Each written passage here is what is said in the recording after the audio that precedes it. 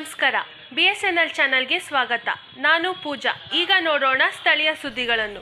ವಿಶ್ವವಿಖ್ಯಾತ ಗಗನಚುಕ್ಕಿ ಜಲಪಾತೋತ್ಸವಕ್ಕೆ ಮಂಡ್ಯ ಜಿಲ್ಲಾಡಳಿತ ಸಕಲ ಸಿದ್ಧತೆ ಮಾಡಿಕೊಂಡಿದೆ. ಮಳವಳ್ಳಿ ಶಾಸಕ ನರೇಂದ್ರ ಸ್ವಾಮಿ ಹಾಗೂ ಜಿಲ್ಲಾಧಿಕಾರಿ ಡಾಕ್ಟರ್ ಕುಮಾರ್ ನೇತೃತ್ವದಲ್ಲಿ ಗಗನಚುಕ್ಕಿಯ ತಾಣದಲ್ಲಿ ಇಂದು ಪತ್ರಿಕಾಗೋಷ್ಠಿ ನಡೆಸಿ ಈ ಕುರಿತು ವಿವರ ನೀಡಿದರು. ಇದೇ ತಿಂಗಳು ಸೆಪ್ಟೆಂಬರ್ 14 ಮತ್ತು 15 ಒಟ್ಟು 2 ದಿನಗಳ ಕಾಲ ಈ ಉತ್ಸವ ನಡೆಯಲಿದೆ. ಮುಖ್ಯಮಂತ್ರಿ ಸಿದ್ದರಾಮಯ್ಯ ಸೇರಿದಂತೆ ಹಲವು ಗಣ್ಯರು ಕಾರ್ಯಕ್ರಮದಲ್ಲಿ ಪಾಲ್ಗೊಳ್ಳಲಿದ್ದಾರೆ ಎಂದು ಶಾಸಕ PM ನರೇಂದ್ರ ಸ್ವಾಮಿ ಮಾಹಿತಿ ನೀಡಿದರು.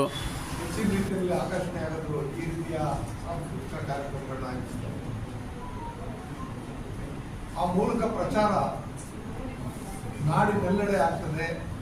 ಎಲ್ಲ ವಯೋಮಾನದ ಪ್ರವಾಸಿಗರನ್ನ ಆಹ್ವಾನಿಸುವಂಥ ಸಂದರ್ಭದಲ್ಲಿ ಅವರಿಗೆ ಇಲ್ಲಿ ಊಟ ವಸತಿ ವ್ಯವಸ್ಥೆ ತುಂಬ ದೊಡ್ಡದಾಗಿದೆ. ನಾವು ಆಹ್ವಾನ ಕೊಟ್ಟು ಎಲ್ಲ ಜನರು ಬಂದಾಗ ಕುಡಿಯ ನೀರೇ ಇರಲಿಲ್ಲ, ಊಟದ ಸಮಸ್ಯೆ ಆಯಿತು ಅಥವಾ ಏನೂ ಸಿಗಲಿಲ್ಲ ಅನ್ನೋಂಥ ಸಮಸ್ಯೆ ಆಗಬಾರ್ದು ಅನ್ನೋ ದೃಷ್ಟಿಯಿಂದ ಬರ್ತಕ್ಕಂಥ ಎಲ್ಲ ಪ್ರವಾಸಿಗರಿಗೆ ಉಚಿತವಾಗಿ ಬೆಳಗಿನ ತಿಂಡಿ, ಮಧ್ಯಾಹ್ನದ ಊಟ, ರಾತ್ರಿ ಅದರ ವ್ಯವಸ್ಥೆಯನ್ನು ಮಾಡೋದಕ್ಕೆ ಜವಾಬ್ದಾರಿಯನ್ನು ಜಿಲ್ಲಾಡಳಿತ ಈಗಾಗಲೇ ನೀವು ನೋಡಿರ್ತಕ್ಕಂಥ ರೀತಿಯಲ್ಲಿ ಈ ಒಂದು ಪ್ರವಾಸಿ ಸ್ಥಳದ ವೀಕ್ಷಣೆಯ ಸ್ಥಳದ ಅಭಿವೃದ್ಧಿಗೆ ಅನುದಾನವನ್ನು ಹಾಕ್ತಾ ಒಂದ್ಸರಿ ಮತ್ತೆ ಈಗಲೂ ಹೆಚ್ಚುವರಿ ಅನುದಾನ ಕೋರಿದ್ದಾರೆ. ಈ ಒಂದೇ ಬಾರಿ ನಮ್ಮಲ್ಲಿ ಒಂದು ವಸತಿ ಸೌಕರ್ಯಕ್ಕೋಸ್ಕರ ಸರ್ಕಾರದೇ ಒಂದು ಯಾತ್ರಿ ನಿವಾಸವನ್ನು ಮಾಡಬೇಕು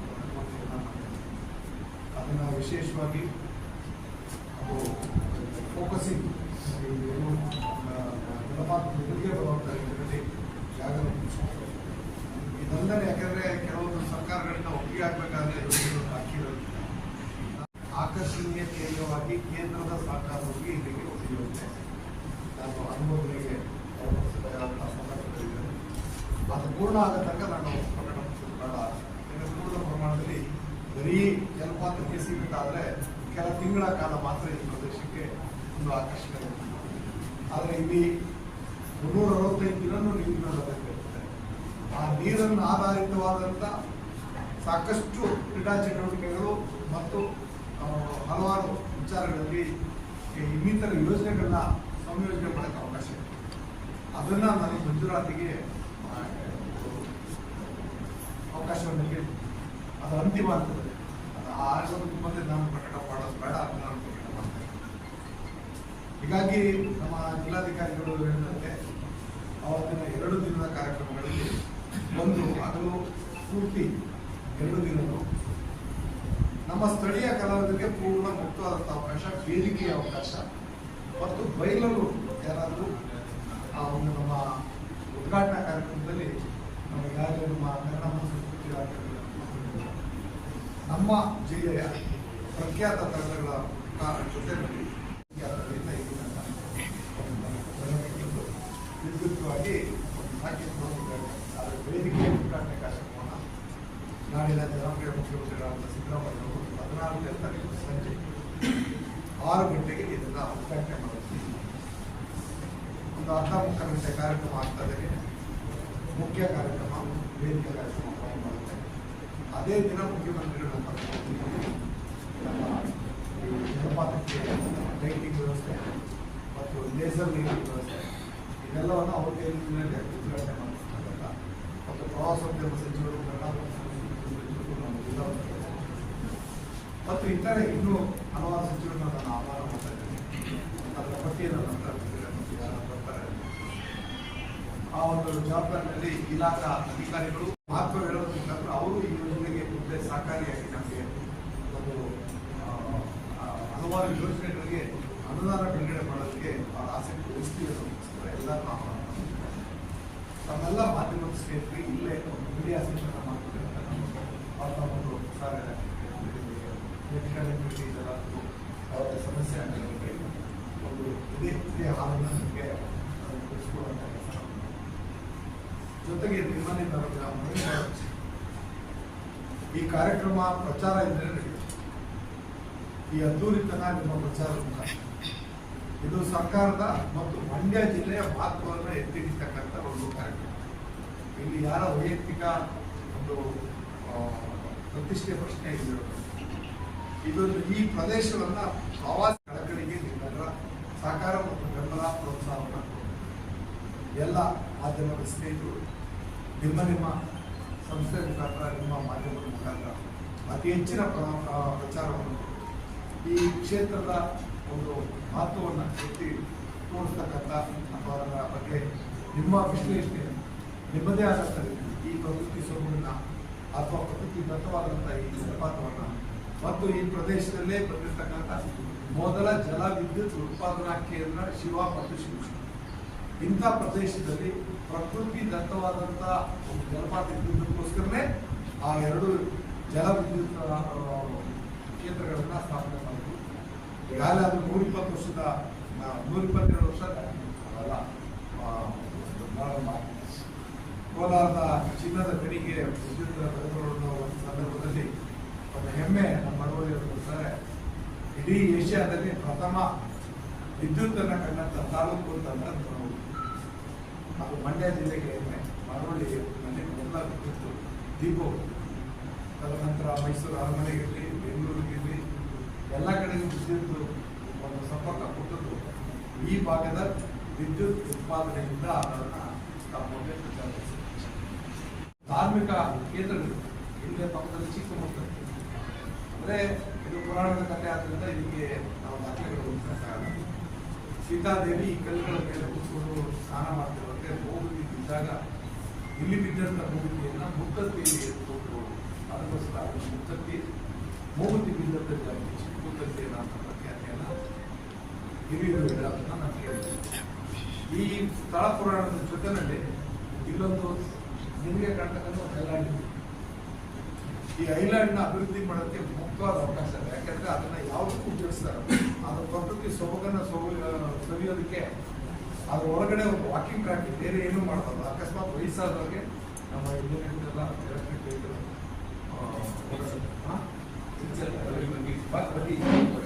ವ್ಯವಸ್ಥೆನೂ ಮಾಡ್ತೀವಿ. ಮಾಮೂಲಿ ನಡ್ಕೊಳ್ತಿರೋರಿಗೆ ಅದರ ಅವಶ್ಯಕತೆ ಇದೆ. ಒಳಗಡೆ ಸುತ್ತ ಫೆನ್ಸಿಂಗ್ ಹಾಕಿ ಅರಣ್ಯ ಇಲಾಖೆಯಿಂದ ಅಭಿವೃದ್ಧಿ ಪಡಿಸೋದಕ್ಕೆ ಒಂದು ಮುಕ್ತವಾದಂಥ ಒಂದು ಅವಕಾಶ ಮಾಡಬೇಕು ನಮ್ಮ ಮೊದಲಿನಲ್ಲೂ ಇರ್ತಕ್ಕಂಥ. ಈಗ ಅದಕ್ಕೆ ಅರಣ್ಯ ಇಲಾಖೆ ಸಚಿವರು ಮಾತಾಡಿದಾಗ ಹಾಗಾದ್ರೆ ಫೆನ್ಸಿಂಗ್ ಎಷ್ಟು ಬೇಕು ಅಂತ ಅಂದ್ಬಿಟ್ಟು ಅವರ ಚೀಫ್ ಕನ್ಸರ್ವೇಟರ್ಗೆ ಅವ್ರು ಕೇಳಿದ್ದಾರೆ. ಆ ಫೆನ್ಸಿಂಗ್ ಒಂದು ಹಾಕಿರ್ತಾರೆ.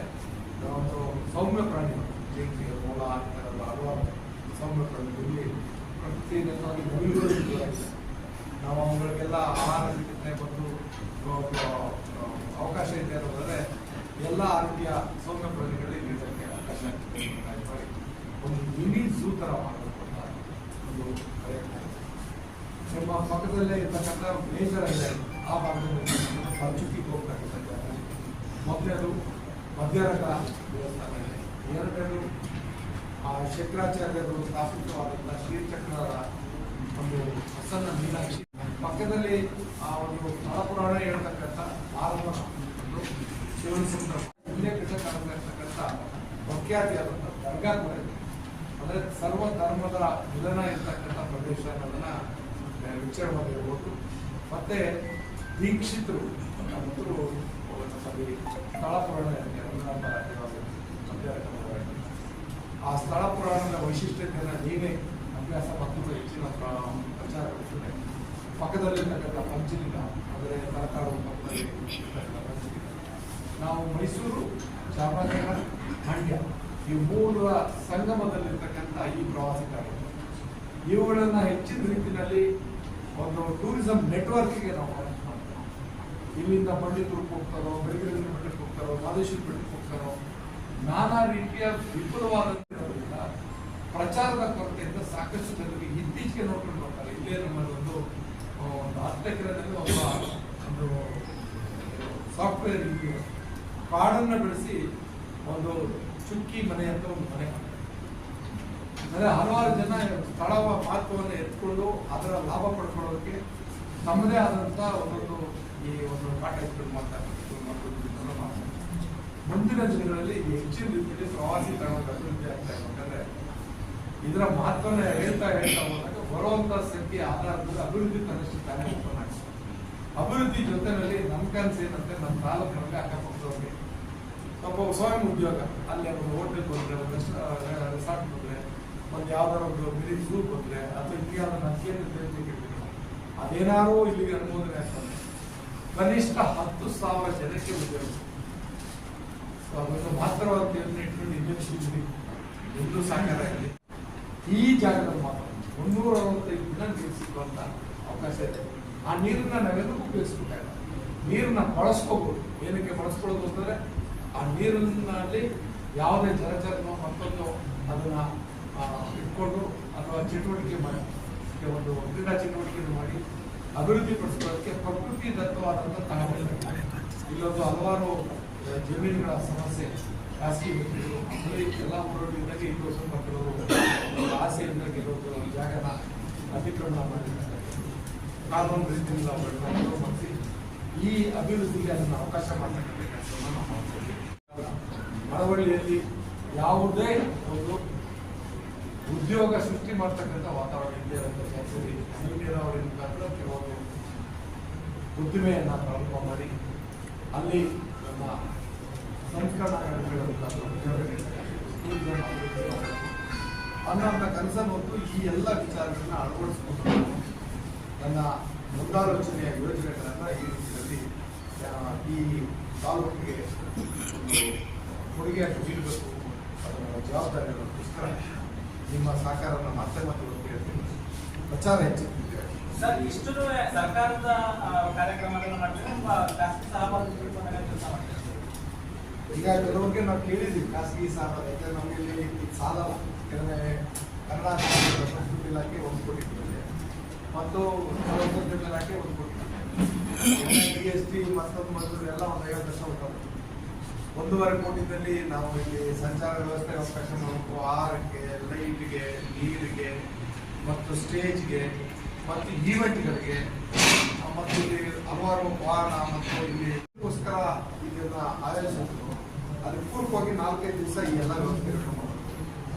ಈ ಎಲ್ಲ ವಿಚಾರವನ್ನ ಗಮನದಲ್ಲಿಟ್ಕೊಂಡು ಇನ್ನೂ ಅದು ಬರ್ತಾ ಇದೆ, ಒಂದು ಬಜೆಟ್ ಬರ್ತಾ ಇರೋದನ್ನ ಬೇರೆ ಬೇರೆ ಯಾರು ಸಹಭಾಗಿತ್ವಕ್ಕೆ ಇದ್ದಾರೆ ಅದನ್ನ ಸರ್ ಈ ಹಿಂದೆ ತಾವೇ ಹೇಳಿದ್ರಿ ಸಾವಿರಾರು ಕೋಟಿ ಬೇಕು ನೀವು ಹೇಳಿದ್ದು ಪ್ರದೇಶಗಳಿಗೆ, ಆದ್ರೆ ಅಷ್ಟು ಹಣವನ್ನ ಸರ್ಕಾರದಿಂದ ಒದಗಿಸಲು ಸಾಧ್ಯನಾ?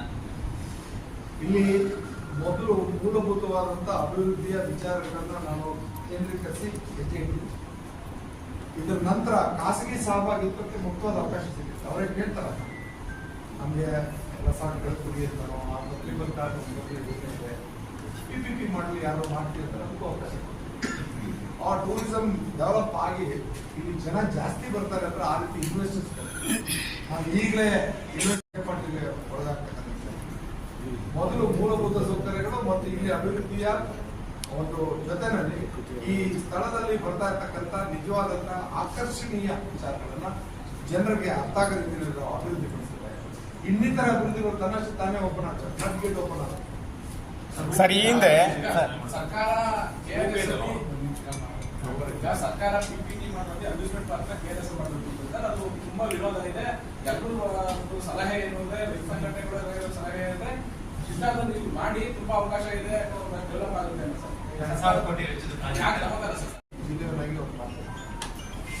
ಅಣೆಕಟ್ಟೆಗೆ ಧಕ್ಕೆ ಆಗ್ತಕ್ಕಂಥ ರೀತಿಯಲ್ಲಿ ಯಾವ ಒಂದು ಬೆಳವಣಿಗೆನೂ KRS ನಡೆಸ ಮುಕ್ತವಾಗಿರುತ್ತೆ. ಯಾಕಂದ್ರೆ ನೀಲನಕ್ಷೆ ನೋಡಿದ್ರು, ನೀಲನಕ್ಷೆ ಯಾಕೆ ಅಲ್ಲಿ ಅದನ್ನು ಅಭಿವೃದ್ಧಿ ಪಡಿಸ್ತಾ ಇದ್ರೆ ಮೈಸೂರು ಪಕ್ಕದಲ್ಲಿ ಪ್ರವಾಸಿಗರಿಗೆ ಈ ಅವಕಾಶ ಹೆಚ್ಚಿನ ರೀತಿಯಲ್ಲಿ ಸಿಕ್ಕಲಿ, ಜೊತೆಗೆ KRS ನೀರು ಇರುತ್ತೆ.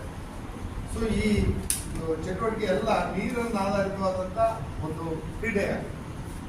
ಸೊ ಅದನ್ನ ಆ ಫೌಂಟೇನ್ಗೆ ನೀರು ಬೇಕಾದ್ರೂ ಮರುಬಳಕೆಗೆ ಅವಕಾಶ ಇದೆ, ಬೋಟಿಂಗ್ ಬೇಕಾದ್ರೂ, ಈ ವಾಟರ್ ಸ್ಪೋರ್ಟ್ಸ್ ಬೇರೆ ಏನೇ ಮಾಡಿದ್ರು ಈ ಎಲ್ಲವನ್ನು ಅಲ್ಲಿ ಅಳವಡಿಸಿರ್ತಕ್ಕಂಥದ್ದು ಮೈಸೂರು ಹತ್ರ ಇದೆ ಅನ್ನೋದಕ್ಕೋಸ್ಕರ ಶ್ರೀರಂಗಪಟ್ಟಣ ಮೈಸೂರು ಮಧ್ಯೆ ಇರ್ತಕ್ಕಂಥ ಜಾಗ ಅಂತ ಮಾಡ್ಬೋದಲ್ಲ. ಈಗ ನಾನು ಪ್ರಕಟಪಡಿಸ್ತಾ ಇಲ್ಲ, ನಾನು ಅದಕ್ಕೆ ಪೈಪೋಟಿನೂ ಅಲ್ಲ, ನಾನು ಮಂಡ್ಯದಲ್ಲ. ಈ ಪ್ರದೇಶದ ಮಹತ್ವವನ್ನು ಬೆಳೆಸೋದಕ್ಕೆ ನಾನು ಹೇಳೋದಲ್ಲ, ಒಂದು ಮುಕ್ತವಾದಂಥ ನಮ್ಮ ದಕ್ಷಿಣ ಭಾರತ ದೇಶದಲ್ಲೇ ಇಲ್ಲಿರ್ತಕ್ಕಂಥ ಒಂದು ವಿನೂತನವಾದ ಯೋಜನೆನ ಮಂಜೂರಾತಿಗೆ ಕೇಂದ್ರಕ್ಕೆ ಕಳಿಸ್ಕೊಟ್ಟಿದ್ದೀವಿ. ಮುಖ್ಯಮಂತ್ರಿ ಇಲಾಖೆಗೆ ಅವರು ಅನುಮೋದನೆ ಮಾಡಿಕೊಟ್ಟು ಪ್ರಪೋಸಲ್ ಗೌರ್ಮೆಂಟ್ ಆಫೀಸ್ಗೆ ಹೋಗಿದೆ. ಅದು ಇನ್ನು ಕೆಲವೇ ತಿಂಗಳಲ್ಲಿ ಅಪ್ರೂವಲ್ ಬರುತ್ತೆ. ಯಾಕಂದ್ರೆ ಅವ್ರಿಗೆ ಜಾಗ ಕೊಡ್ಬೇಕು, 100 ಎಕರೆ ಜಾಗ ಕೊಡ್ಬೇಕು.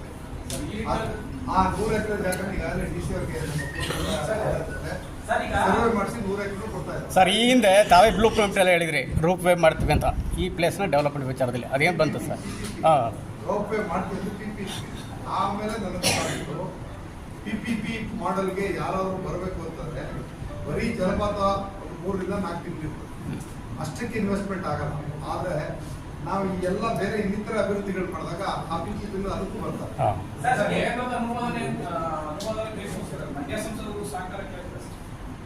ಸಹಜವಾಗಿ ಈಗ ರಾಜಕಾರಣ ಹೊರತುಪಡಿಸಿ ಅಭಿವೃದ್ಧಿ ವಿಚಾರದಲ್ಲಿ ರಾಜಕಾರಣ ನಾನು ಯಾವತ್ತೂ ಮಾತಾಡೋದಿಲ್ಲ. ಸರ್, ಭಾವನೆಗಳಿಗೆ ಧಕ್ಕೆ ಆಗ್ತದೆ ಅನ್ನೋದು ಅಲ್ಲಿ ಸರ್ KRS ಯಾಕೆ ಸರ್ ಇಲ್ಲಿ ಶಿಫ್ಟ್ ಮಾಡಬಾರ್ದು ಕೇಳಬಾರ್ದಲ್ಲ ಸರ್, ಕೇಳಬಹುದು. ನಾನು ಈ ವಿಚಾರದಲ್ಲಿ ಅಲ್ಲಿ ಅಭಿವೃದ್ಧಿ ಮಾಡೋದಕ್ಕೆ ಪೈಪೋಟಿಯಾಗಿ ಮಾತಾಡೋದು ಸರಿಯಾದ. ಆದರೆ ಇಲ್ಲಿ ತನ್ನದೇ ಆದಂಥ ಅಭಿವೃದ್ಧಿಗೆ ನಾನು ಬೇರೆ ಬೇರೆ ಇದನ್ನು ಅಳವಡಿಸಿದ್ದೀನಿ. ಈಗ ಇನ್ನೂ ಒಂದು ಹೇಳ್ಬೇಕು ಅಂತಾರೆ, ಇದು ಸೆಂಟ್ರಲ್ ಗೌರ್ಮೆಂಟ್ ಹಿಂದೆನೆ ಮೋಸ್ಟ್ ಸೆಕ್ಯೂರ್ಡ್ ಪ್ಲೇಸ್ ಅಂತ ಒಂದು ಘೋಷಣೆ ಮಾಡಿದಂಥ ಜಾಗ. ಇಲ್ಲಿ ಯಾರೇ ಸಾಗುವಳಿ ಮಾಡ್ತೀರಿ, ಭೂಪಾಲಿಕತ್ವ ಇರಲಿ ಮತ್ತೊಂದು ಇದ್ರೂ ಕೂಡ ಆ ಒಂದು ಆಕ್ಟ್ ಅಡಿನಲ್ಲಿ ಈ ಅವತ್ತು ನೀರು ಇರಲಿಲ್ಲ ಅಂತ ಒಂದು ಮುಗಿತು. ಅದಕ್ಕೆ ನಾನು ಜಿಲ್ಲಾಡಳಿತ ಜೊತೆ ಮಾತಾಡ್ಕೊಂಡು ತರಾತುರಿನೆಲ್ಲ ಮಾಡ್ತಾ ಇದ್ದಾರೆ. ಇನ್ನು ಸ್ವಲ್ಪ ಮುಂದೆ ಹೋಗ್ತಾ ಇದ್ದಕ್ಕೆ ನೀರಿನ ಲಭ್ಯತೆ ಇರುತ್ತೆ ಇಲ್ವೋ ಅನ್ನೋದನ್ನ ಮಾಡಿ ಇಲ್ಲಿ ಕಾಣಿಸ್ತದೆ. ಇನ್ನೊಂದು ವಾರಕ್ಕೆ ಯಾವುದೇ ಥರ ತೊಂದರೆ ಆಗಲ್ಲ. ಎಷ್ಟು ಜನ ನಿರೀಕ್ಷೆ ಮಾಡಿದ್ದೀನಿ ಸರ್ ಟೋಟಲ್ ನಾನು ಅದ್ದೂರಿಯಾಗಿ ಮಾಡಿದಂಥ ಒಂದು ಕಾರ್ಯಕ್ರಮದಲ್ಲಿ ಹೆಚ್ಚು ಅಂತಾರೆ 1,30,30,000 ಜನ ತರ್ಕೊಂಡು ಬಂದಿದ್ದೀನಿ. ಈಗ ಪ್ರಚಾರದ ಮೇಲೆ ಜನರ ಒಂದು ಆಗಮನವನ್ನು ನಾನು ನಿರೀಕ್ಷೆ ಮಾಡ್ತಾ ಇದ್ದೀನಿ. ನೀವು ನಮ್ಮ ಜಿಲ್ಲೆಗೆ ಅಷ್ಟೇ ಅಲ್ಲ, ಇಡೀ ಡಿವಿಷನ್ಗೆ, ಬೆಂಗಳೂರಿಗೆ ಈ ಒಂದು ವ್ಯವಸ್ಥೆ ಇದಕ್ಕೆಲ್ಲ ಇಲ್ಲಿ ಪ್ರಚಾರ ಆದಮೇಲೆ ಅಂತಾರಾಷ್ಟ್ರೀಯ ಮಟ್ಟಕ್ಕೆ ಇದೊಂದು ಪ್ರಚಾರ ಆಗ್ತೀವಿ. ಕಾಮಗಾರಿಗಳು ಈಗ ಸ್ಟೆಪ್ಸ್ ವಿಚಾರದಲ್ಲಿ ಮಂಗಳವಾರದಲ್ಲಿ ಕಂಪ್ಲೀಟ್ ಆಗುತ್ತೆ. ಇಲ್ಲಿ ಕಾಬಲ್ ಸ್ಟೋನ್ ಎಲ್ಲ ಮಂಗಳವಾರ ಕಂಪ್ಲೀಟ್ ಆಗುತ್ತೆ. ಮತ್ತೆ ಇಲ್ಲಿ ಐಬಾಸ್ ಲೈಟ್ಗಳು ಕೂಡ ಈಗ ಭಾನುವಾರಗಳು ಕಂಪ್ಲೀಟ್ ಆಗ್ತದೆ. ಆಮೇಲೆ ಇಲ್ಲಿಗೆ ಬೇಕಾಗಿರ್ತಕ್ಕಂಥ ಕುಡಿಯುವ ನೀರಿನ ವಿಚಾರ ಮತ್ತು ಶೌಚಾಲಯದ ವಿಚಾರ ಎಲ್ಲ ಇದು ಮಾಡ್ತೀವಿ. ಮತ್ತೆ ಇಲ್ಲೊಂದು ಲ್ಯಾಂಡ್ಸ್ಕೇಪಿಂಗ್ ಬರುತ್ತೆ, ಆ ಸ್ಟೆಪ್ಸ್ಗಳ ಹತ್ರ ಲ್ಯಾಂಡ್ಸ್ಕೇಪಿಂಗ್ ಬರುತ್ತೆ. ಇಲ್ಲೂ ಕೂಡ ಲ್ಯಾಂಡ್ಸ್ಕೇಪಿಂಗ್ ಇಲ್ಲಿ ಒಂದು ವಾಕಿಂಗ್ ಟ್ರ್ಯಾಕ್ ಮಾಡಬೇಕು. ಜಿಲ್ಲಾಧಿಕಾರಿ ಡಾಕ್ಟರ್ ಕುಮಾರ್ ಮಾತನಾಡಿ, ಮುಖ್ಯಮಂತ್ರಿ ಸಿದ್ದರಾಮಯ್ಯ ಅವರನ್ನು ಕೂಡ ಈ ಕಾರ್ಯಕ್ರಮಕ್ಕೆ ಆಹ್ವಾನಿಸಲಾಗಿದೆ ಎಂದರು. ಕೊಡಲಿಕ್ಕೆ ಸಾಧ್ಯ ಅನ್ನುವಂಥದ್ದನ್ನ ಮನದಟ್ಟನ್ನು ಇಟ್ಕೊಂಡು ಮಾನ್ಯ ಮುಖ್ಯಮಂತ್ರಿಗಳನ್ನ ವಿನಂತಿ ಮಾಡಿ, ಮಾನ್ಯ ಶಾಸಕರು ವಿಶೇಷವಾದಂಥ ಆಸಕ್ತಿಯನ್ನು ವಹಿಸಿ ಎಲ್ಲರಿಗೂ ಕೂಡ ಒಂದು ರಸದೌತಣವನ್ನ ಕೊಡಬೇಕು, ಈ ಪ್ರಕೃತಿ ಮಾತೆಯ ಸೊಬಗನ್ನ ಎಲ್ಲರೂ ಕೂಡ ಸವಿಬೇಕು ಅನ್ನುವಂಥ ಉದ್ದೇಶವನ್ನು ಇಟ್ಕೊಂಡು ಗಗನಚುಕ್ಕಿ ಜಲಪಾತೋತ್ಸವ ಕಾರ್ಯಕ್ರಮವನ್ನು ಹಮ್ಮಿಕೊಳ್ಳಲಿಕ್ಕೆ ಮುಖ್ಯ ಮತ್ತು ನೇರ ಕಾರಣಕರ್ತರಾಗಿದ್ದಾರೆ. ಹಾಗಾಗಿ ನಾನು ಜಿಲ್ಲಾ ಆಡಳಿತದ ವತಿಯಿಂದ ಮಾನ್ಯ ಶಾಸಕರಿಗೆ ವಿಶೇಷವಾದಂತಹ ಅಭಿನಂದನೆಗಳನ್ನ ಸಲ್ಲಿಸಲಿಕ್ಕೆ ಇಚ್ಛೆ ಪಡ್ತೇನೆ. ಈ ಒಂದು ಗಗನಚುಕ್ಕಿ ಉತ್ಸವವನ್ನು ಮಾಡುವ ಸಂಬಂಧಪಟ್ಟ ಇವರು ವಿದೇಶದಲ್ಲಿ ಇರೋದ್ರಿಂದ ಅವ್ರಿಗೂ ಕೂಡ ನಾ ಈಗಾಗಲೇ ಮಾನ್ಯ ಉಸ್ತುವಾರಿ ಸಚಿವರು ಕೂಡ ಶಾಸಕರ ಹತ್ರ ಮಾತನಾಡಿದರು, ನಮ್ಮ ಜನರು ಮಾತಾಡಿದರು. 14ನೇ ತಾರೀಕಿಗೆ ಸೂಕ್ತವಾಗಿರೋದ್ರಿಂದ ನೀವು ನಿಗದಿ ಮಾಡಿ ಲಾಂಛನವನ್ನು ಬಿಡುಗಡೆ ಮಾಡಿ ಅನ್ನುವಂಥ ಸೂಚನೆಯನ್ನು ಕೂಡ ಮಾನ್ಯ ಉಸ್ತುವಾರಿ ಸಚಿವರು ಕೊಟ್ಟಿದ್ದಾರೆ. ಅವರ ಒಂದು ಸಮ್ಮತಿಯನ್ನು ಕೂಡ ಈಗಾಗಲೇ ನಾವು ತೆಗೆದುಕೊಂಡು ಎಲ್ಲ ಒಂದು ಸಿದ್ಧತೆಗಳನ್ನ ನಾವು ಮಾಡ್ತಾ ಇದ್ದೇವೆ. 2 ದಿವಸಗಳ ಕಾಲ ಸಾರ್ವಜನಿಕರಿಗೆ, ಇಲ್ಲಿ ಬರುವಂತ ಅನೇಕ ಪ್ರವಾಸಿಗರಿಗೆ ಒಂದು ಒಳ್ಳೆಯ ವ್ಯವಸ್ಥೆಯನ್ನು ಮಾಡುವ ನಿಟ್ಟಿನಲ್ಲಿ ಕ್ರಮವನ್ನ ಕೈಗೊಳ್ತಾ ಇದ್ದೇವೆ. ಮಾನ್ಯ ಮುಖ್ಯಮಂತ್ರಿಗಳು ಕೂಡ ಕಾರ್ಯಕ್ರಮಕ್ಕೆ ಬಂದು ಉದ್ಘಾಟನೆಯನ್ನ ಮಾಡಲಿದ್ದಾರೆ. ಸೊ ಈ ರೀತಿ ಒಂದು ಕಾರ್ಯಕ್ರಮವನ್ನು ಆಯೋಜನೆ ಮಾಡುವ ನಿಟ್ಟಿನಲ್ಲಿ ಮಾನ್ಯ ಶಾಸಕರು ಮತ್ತು ಮಾಜಿ ಸಚಿವರಾಗಿರುವಂತಹ ನರೇಂದ್ರ ಸ್ವಾಮಿ ಸಾಹೇಬರು ವಿಶೇಷವಾದಂಥ ಆಸಕ್ತಿಯನ್ನು ವಹಿಸಿ ಇಲ್ಲಿ ಬೆಳಗ್ಗೆಯಿಂದ ರಾತ್ರಿ 11 ಗಂಟೆಯವರೆಗೆ, ಬೆಳಿಗ್ಗೆ 11 ಗಂಟೆಗೆ ಪ್ರಾರಂಭ ಆದರೆ ರಾತ್ರಿ 10:00ವರೆಗೂ ಕೂಡ ಸಂಪೂರ್ಣವಾಗಿ ಸಾಂಸ್ಕೃತಿಕ ಕಾರ್ಯಕ್ರಮಗಳು ಆಗಬೇಕು ಅನ್ನುವಂಥ ಅಭಿಲಾಷೆ ಅವರದಾಗಿದೆ. ಆ ನಿಟ್ಟಿನಲ್ಲಿ ಸ್ಥಳೀಯ ಕಲಾವಿದರನ್ನೂ ಕೂಡ ಪ್ರೋತ್ಸಾಹಿಸಬೇಕು, ಸ್ಥಳೀಯ ಕಲಾವಿದರನ್ನೂ ಕೂಡ ಉತ್ತೇಜಿಸಬೇಕು ಅನ್ನುವಂಥ ಉದ್ದೇಶವನ್ನು ಇಟ್ಕೊಂಡು ಬೆಳಗಿನ ಅವಧಿಯಲ್ಲಿ ಸಂಜೆಯವರೆಗೂ ಕೂಡ ಸ್ಥಳೀಯ ಕಲಾವಿದರಿಗೆ ವೇದಿಕೆಯನ್ನ ಕೊಡುವ ನಿಟ್ಟಿನಲ್ಲಿ ಅನೇಕ ಕಾರ್ಯಕ್ರಮಗಳನ್ನು ಹಮ್ಮಿಕೊಂಡಿದ್ದಾರೆ. ರಾತ್ರಿ 10:00ವರೆಗೂ ಕೂಡ ವಿವಿಧ ಕಾರ್ಯಕ್ರಮಗಳಿದೆ. ಇನ್ನೊಂದು ವಿಶೇಷತೆ ಅಂತ ಹೇಳಿದ್ರೆ ಸ್ವತಃ ಮಾನ್ಯ ಶಾಸಕರೇ ಇಚ್ಛೆ ಪಟ್ಟಿರುವ ರೀತಿಯಲ್ಲಿ ಬರುವಂತ ಎಲ್ಲ ಪ್ರವಾಸಿಗರಿಗೆ 2 ದಿವಸಗಳ ಕಾಲ ಉಚಿತವಾಗಿ ಊಟದ ವ್ಯವಸ್ಥೆಯನ್ನ, ಆಹಾರದ ವ್ಯವಸ್ಥೆಯನ್ನ ಮಾಡಬೇಕು ಅನ್ನುವಂಥದ್ದನ್ನ ಈಗಾಗಲೇ ನಿರ್ಧಾರವನ್ನ ಮಾಡಿ ಅದರ ಪ್ರಕಾರ ಕೂಡ ನಾವು ಮಾಡ್ತಾ ಇದ್ದೇವೆ. ಬರುವಂತ ಸಾರ್ವಜನಿಕರಿಗೆ ಮಾನ್ಯ ಶಾಸಕರು ಕೂಡ ಈಗ ವಿವರಣೆಯನ್ನ ಕೊಡ್ತಾರೆ. ಇಲ್ಲಿ ಬರುವಂತದ್ದು ಮೇನ್ ಇರುವಂತದ್ದು ನಮಗೆ ಟ್ರಾಫಿಕ್ ಸಮಸ್ಯೆ, ವಾಹನ ದಟ್ಟಣೆ ಆದ್ರೆ ಜನಗಳಿಗೆ ಬರಲಿಕ್ಕೆ ಅನೇಕ ತೊಂದರೆ ಆಗುತ್ತೆ. ಅದನ್ನ ಮನಗಂಡು ಈಗಾಗಲೇ ನಾವು ಒಂದು ಪ್ರದೇಶವನ್ನು ಗುರುತು ಮಾಡಿ ಅಲ್ಲಿ ಬರುವಂತ ಎಲ್ಲ ವಾಹನಗಳಿಗೆ ಅಲ್ಲಿ ವ್ಯವಸ್ಥೆಯನ್ನ ಮಾಡಿ ಉಚಿತವಾಗಿ ಅಲ್ಲಿಂದ ಬರುವಂತ ಬಸ್ ವ್ಯವಸ್ಥೆಯನ್ನು ಕೂಡ ಈಗಾಗಲೇ ಮಾಡಿ ನಾವು ಪ್ಲಾನ್ ಮಾಡ್ಕೊಂಡಿದ್ದೇವೆ. ಅದನ್ನು ಕೂಡ ವಿವರಿಸ್ತಾರೆ. ಒಟ್ಟಾರೆಯಾಗಿ 14 ಮತ್ತು 15 2 ದಿವಸಗಳ ಕಾಲ ಒಂದು ಒಳ್ಳೆಯ ಕಾರ್ಯಕ್ರಮ ಮಾಡಬೇಕು ಅನ್ನುವಂಥ ಉದ್ದೇಶ ನಮ್ಮೆಲ್ಲರದಾಗಿದೆ. ಹಾಗಾಗಿ ಸಾರ್ವಜನಿಕರು ಮತ್ತೆ ಪ್ರವಾಸೋದ್ಯಮ ಎಲ್ಲರೂ ಕೂಡ ನಾವು ಈ ಬಗ್ಗೆ ವಿನಂತಿಯನ್ನು ಮಾಡಿಕೊಂಡು ಸಹಕರಿಸಬೇಕು ಅಂತ ಕೇಳ್ತೇವೆ. ಬೆಳಿಗ್ಗೆ 11 ಗಂಟೆಗೆ 14ನೇ ತಾರೀಕು ಬೆಳಿಗ್ಗೆ 11 ಗಂಟೆಗೆ ನಾವು ಸ್ಥಳೀಯ ಕಲಾವಿದರ ಸಾಂಸ್ಕೃತಿಕ ಕಾರ್ಯಕ್ರಮ, ಹಾಸ್ಯ ಮನರಂಜನೆ ಕಾರ್ಯಕ್ರಮವನ್ನು ಕೂಡ ಕೊಡ್ತಾ ಇದ್ದಾರೆ. 6 ಗಂಟೆಯಿಂದ 6:45ವರೆಗೆ ಮಾನ್ಯ ಮುಖ್ಯಮಂತ್ರಿಗಳು ಆಗಮಿಸ್ತಾ ಇದ್ದಾರೆ. ಉಸ್ತುವಾರಿ ಸಚಿವರು, ಮಾನ್ಯ ಮುಖ್ಯಮಂತ್ರಿಗಳು ಎಲ್ಲರ ನೇತೃತ್ವದಲ್ಲಿ ಉದ್ಘಾಟನಾ ಕಾರ್ಯಕ್ರಮವನ್ನು ಮಾಡ್ತಾ ಇದ್ದಾರೆ. ಅದಾದ ನಂತರ 7 ಗಂಟೆಯಿಂದ ರಾತ್ರಿ 10:30ರವರೆಗೆ ತಮಗೆಲ್ಲ ಗೊತ್ತಿದ್ದಂತೆ ಪ್ರಖ್ಯಾತ ಸಂಗೀತ ನಿರ್ದೇಶಕರಾಗಿರುವಂತಹ ಮಣಿಕಾಂತ್ ಕದ್ರಿ, ಚಂದನ್ ಶೆಟ್ಟಿ, ಹಂಸಿಕಾ ಅಯ್ಯರ್ ತಂಡದಿಂದ ನೃತ್ಯ ಮತ್ತು ಸಂಗೀತ ಸಂಜೆ ಎನ್ನುವಂಥ ಕಾರ್ಯಕ್ರಮವನ್ನು ನಾವು ಇಟ್ಕೊಂಡಿದ್ದೇವೆ. ನೆಕ್ಸ್ಟ್ ಭಾನುವಾರ 15ನೇ ತಾರೀಕು ಬೆಳಿಗ್ಗೆ 11 ಗಂಟೆಯಿಂದ 2 ಗಂಟೆವರೆಗೆ ಸ್ಥಳೀಯ ಕಲಾವಿದರಿಂದ ವಿವಿಧ ಸಾಂಸ್ಕೃತಿಕ ಕಾರ್ಯಕ್ರಮಗಳಿರುತ್ತೆ. 2 ಗಂಟೆಯಿಂದ 4:30ರವರೆಗೆ ಪ್ರಖ್ಯಾತ ಜಿ ಸರಿಗಮಪ ತಂಡದವರಿಂದ ಸಂಗೀತ ಕಾರ್ಯಕ್ರಮ ಇರುತ್ತೆ. 4:15ರಿಂದ 6 ಗಂಟೆಯವರೆಗೆ ಪ್ರಖ್ಯಾತ ಕಲರ್ಸ್ ಗಿಚ್ಚಿ ಗಿಲಿಗಿಲಿ ತಂಡ, ತಾವೆಲ್ಲ ಮೀಡಿಯಾದಲ್ಲಿ ಟಿವಿನಲ್ಲಿ ನೋಡಿರ್ಬೋದು. ಅವತ್ತು ಮೇನ್ ಇವೆಂಟ್ ಆಗಿ 6 ಗಂಟೆಯಿಂದ 10:00ರವರೆಗೆ ರವಿ ಬಸರೂರು ತಂಡದಿಂದ ಸಂಗೀತ ಸಂಜೆ ಕಾರ್ಯಕ್ರಮ ಇದೆ. ಇನ್ನೊಂದು ವಿಶೇಷತೆ ಅಂತ ಹೇಳಿದ್ರೆ, ರವಿ ಬಸರೂರು ಅವರು ಮೊದಲನೇ ವೇದಿಕೆಯಲ್ಲಿ ಲೈವ್ ಆಗಿ ಪ್ರೋಗ್ರಾಮ್ ಕೊಡ್ತಾ ಇರೋದು ಇದೇ ಸ್ಥಳದಲ್ಲಿ. ಇದುವರೆಗೂ ಕೂಡ ಎಲ್ಲೂ ಕೊಟ್ಟಿಲ್ಲ ಅವರು, ಯಾವ ಕಾರ್ಯಕ್ರಮದಲ್ಲೂ ಕೂಡ ವೇದಿಕೆ ಮೇಲೆ ಕೊಟ್ಟಿಲ್ಲ. ಇದೇ ಮೊದಲನೇ ಕಾರ್ಯಕ್ರಮ ಆಗಿದೆ. ಅದೊಂದು ವಿಶೇಷತೆ ಇರೋದ್ರಿಂದ ಬಹಳ ಪ್ರಖ್ಯಾತ ಕಲಾವಿದರು ಬರ್ತಾ ಇದ್ದಾರೆ. ಸ್ಥಳೀಯ ಕಲಾವಿದರಿಗೂ ಅವಕಾಶಗಳನ್ನು ಕೊಡ್ತಾ ಇದ್ದಾರೆ. ಆ ದೃಷ್ಟಿಯಿಂದ ಇದೊಂದು ಪ್ರವಾಸೋದ್ಯಮ ಒಂದು ಮುಖ್ಯ ಕೇಂದ್ರ ಆಗಬೇಕು ಅನ್ನುವಂಥ ಉದ್ದೇಶವನ್ನು ಇಟ್ಕೊಂಡು ಮಾನ್ಯ ಶಾಸಕರು ಈಗಾಗಲೇ ಅನೇಕ ರೀತಿಯಲ್ಲಿ ಬೆಳವಣಿಗೆಗಳನ್ನು ಅಭಿವೃದ್ಧಿನ ಮಾಡ್ತಾ ಇರ್ತಾವೆಲ್ಲ ಸಾಕ್ಷೀಕರಿಸಿದ್ದೀರಾ, ನೋಡಿದ್ದೀರಾ. ಸ್ವತಃ ಅವರೇ ನಿಂತು ಇವೆಲ್ಲ ಅಭಿವೃದ್ಧಿಗಳನ್ನ ಮಾಡ್ತಾ ಇದ್ದಾರೆ. ಆ ದೃಷ್ಟಿಯಿಂದ ತಮ್ಮೆಲ್ಲರ ಸಹಕಾರವನ್ನು ಕೋರ್ತಾ ಈ ಕಾರ್ಯಕ್ರಮ ಯಶಸ್ವಿಯಾಗಬೇಕಂತ ನಾನು ವಿನಂತಿಯನ್ನು ಮಾಡಿಕೊಂಡು ಇದೇ ಸಂದರ್ಭದಲ್ಲಿ ಜಲಪಾತೋತ್ಸವದ ಲೋಗೋವನ್ನು ಬಿಡುಗಡೆ ಮಾಡಲಾಯಿತು.